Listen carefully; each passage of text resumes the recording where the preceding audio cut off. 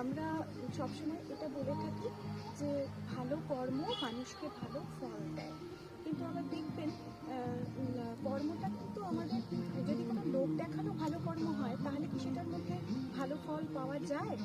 কেন অনেক সময় দেখবেন অনেকে পকেটে অনেকে টাকা পয়সা আছে, তো তারা হয়তো রাস্তা দিয়ে কোনো গরিব শিশু যাচ্ছে, তাদেরকে কিছু কিনে খাওয়ালো, মানে ধরুন বিস্কুট বা কেক কিছু কিনে দিল।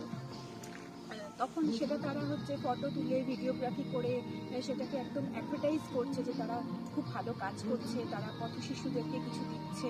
কিন্তু এটা কি কোনো ভালো কাজ হলো? মানে অ্যাডভার্টাইজের জন্য যদি কেউ ভালো কাজ করে তাহলে কি সেটার ভালো ফল পাওয়া যায়?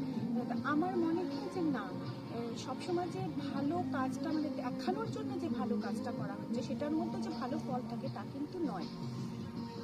সব আপনার ভালো চিন্তা ভাবনা দিয়েও কিন্তু আপনি ভালো মানে ইউনিভার্সের কাছ থেকে ভালো ব্লেসিংস পেতে পারেন, ভালো ফল তো ব্লেসিংসই, ভালো ফল পেতে পারেন। যেমন ধরুন কারোর পকেটে হয়তো পয়সা নেই, তাহলে কি সে কখনো টাকা পয়সা দিয়ে কি ভালো কাজ হয়? তাহলে কি সে কখনো ভালো কাজ করতে পারবে না?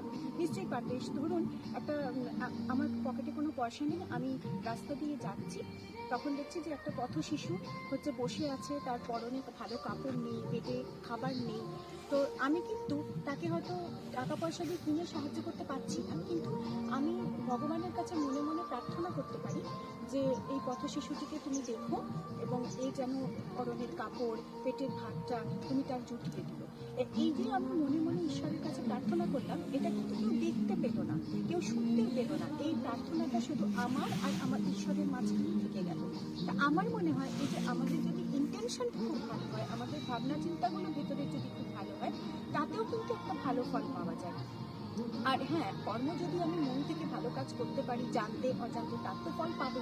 কিন্তু আজকালকার দিনে না সোয়াবটা অনেক বেশি আছে, মানুষ ভালো কাজ দেখাতে চায় যে আমি এটা ভালো করছি সমাজের জন্য, মানুষের জন্য।